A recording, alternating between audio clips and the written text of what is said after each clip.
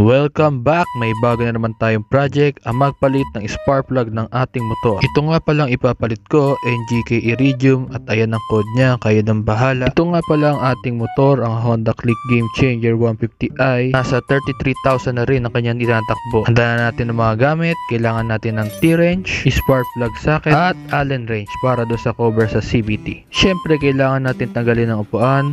May 3 bolt yan tayong tatanggalin dyan, isa dito, at isa rito. Gamit ang T-wrench number 10, tanggalin natin ang 3 bolt na yan. Ito yung mga bolt na tinanggal natin, itabi mo lang at kailangan pa yan. Sunod natin tanggalin ang cover ng tank na yan, may 4 na tornilyo yan dyan, tanggalin mo siya isa-isa. Pagtapos iangat mo lang siya at itabi. Meron siyang wire na nakaklip dito, tanggalin mo lang siya sa pagkakaklip para matanggal mo yung pinaka-upuan niya. Pwede mo nang iangat ang upuan at ilagay mo sa isang tabi. Silipin natin kung pwede na ba siyang madukot, hindi pa rin. Kailangan natin tanggalin ng cover na ito. May 2 siyang screw dyan, isa rito at isa naman dito sa kabila. Ayan. At pagkatapos pwede mo na siyang angatin at ilagay sa isang tabi. Tanaw na natin ang spark plug cover niya, pero may isa pa tayong tatanggalin para mas magkasya ang ating kamay. Itong CVT cover dito. Gagamitan natin siya ng Allen wrench.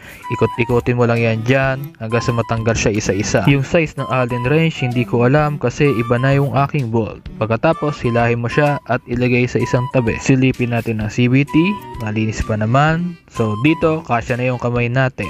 Ayan. Madali na natin madudukot yung spark plug cover niya. Hindi na magkakasabit-sabit yung kamay natin kapag hinuhugot natin ng spark plug cover. Kung naaalala nyo yung dating video ko nung nagkabit ako ng spark plug, nagkasabit-sabit pa yung kamay ko rito at hindi magkasya. Ipasok mo yung kamay mo dyan, hilahin mo lang siya ng dahan-dahan, ilagay sa isang tabi yung spark plug cover. Gumamit tayo ng spark plug wrench. Ito yung libreng binibigay kapag bumili ka ng motor sa kasa. Ayan ang silbi niya. Yung butas ng wrench, pwede mo salpakan ng screw para mas madali mo siyang maiikot. Kapag maluwang na siya, pwede mo na siyang gamitan ng kamay. Kapag lumawang na siya, pwede mo na siyang hilahin. Ayan. Ito na yung spark plug natin. Solve ko ang tatak niya, 3 electrode. Magkapareho lang sila ng binili nating bagong spark plug na NGK. Nagtanong ako kay Utol kung pwede pa yung spark plug na to. Ang sabi niya, tama lang. matagal ko rin napakinabangan tong Sobco 3 electrode na to. Pwede pa naman siya, nagtry lang ako mag-iridium. Ito siya, 3 electrode yan. Yan, 3 yung pinaka-corona niya.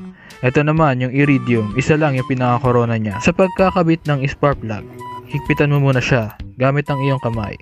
Kapag masikip na, tsaka mo na lang gamitin ang spark plug wrench. Sa paghihigpit, hindi kailangan ng sobrang higpit. Dapat yung alalay lang din. Saka mo ilalagay itong spark plug cover. Dahan-dahan lang. Pasok mo maigi. Kailangan madiin siya para hindi siya mawala sa spark plug mo. At ayan, naikabit na natin ang ating bagong spark plug na NGK Iridium. Testingin natin. Nag-start naman siya, wala naman nangyaring pagsabog o pag-spark o pagliyab.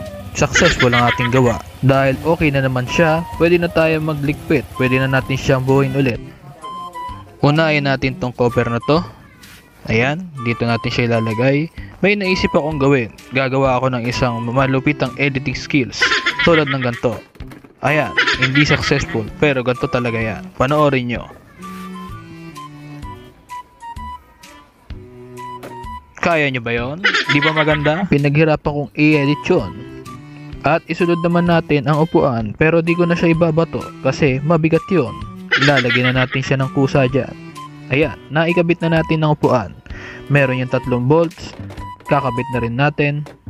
Ikabit na rin natin tong cover dito sa may tangke. Meron yung 4 na tornilyo. Tornilyo din natin. Dito mo ilalagay yung 3 bolts. Dyan, tsaka dyan.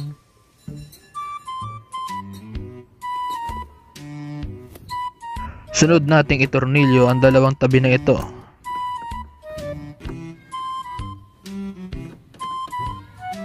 Ito na ang ating Honda Click Game Changer 150i. Ayan. Oops, bago magkalimutan. Nakalimutan nating takpan ang sanyang CVT. Ayan. Ibalik natin yung takip.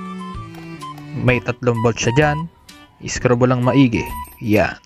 So ito na talaga ang ating bagong Honda Click Game Changer na bago na yung spark plug. Kung kailangan nyo ng motorcycle parts and accessories, mag-PM lang kayo dyan sa Daily Hustling Motorcycle Parts and Accessories.